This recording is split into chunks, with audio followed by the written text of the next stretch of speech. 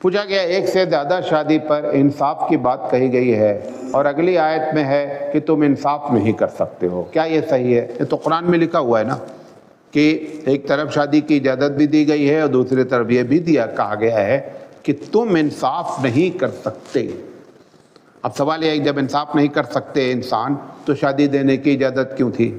حقیقت میں جو انصاف نہ کرنے کی بات ہے ایک تو ظاہری ہے ایک باطنی ہے۔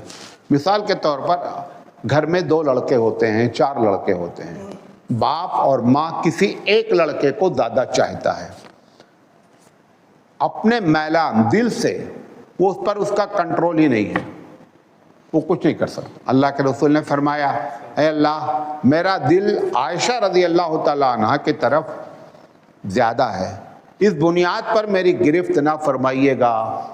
انصاف کا مطلب کیا ہے؟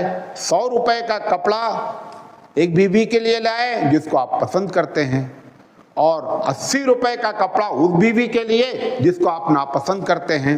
یہ آپ کے بس میں تھا، اس پر ہر حال میں کیا ملے گا؟ گناہ ملے گا۔ یہ ظاہری ہے۔ اور جو باطنی ہے، آج ایک دن ایک بیوی کے پاس گیا، ایک دن دوسری بیوی کے پاس گیا، ایک دن اس کا بڑا اچھا موڈ تھا، بہت اچھی طریقے سے پیار کیا، دوسری بیوی کے پاس گیا، اس کا موڈ اچھا نہیں تھا، اس طریقے سے پیار نہیں کیا۔ وہ بات اللہ تعالیٰ کہہ رہا ہے کہ تم انصاف ہرگز نہیں کر سکتے، کیونکہ دونوں دن برابر نہیں ہو سکتا۔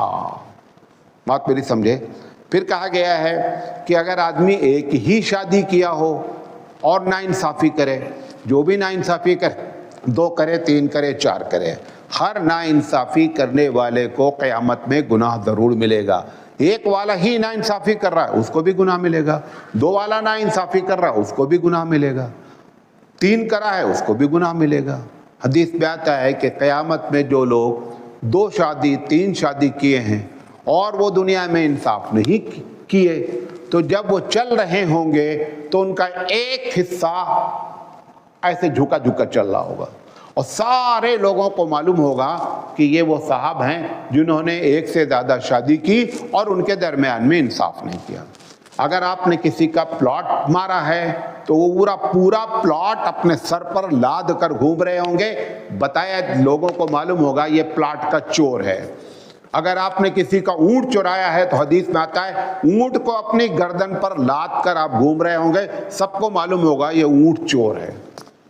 بات سمجھ میں آ رہی ہے؟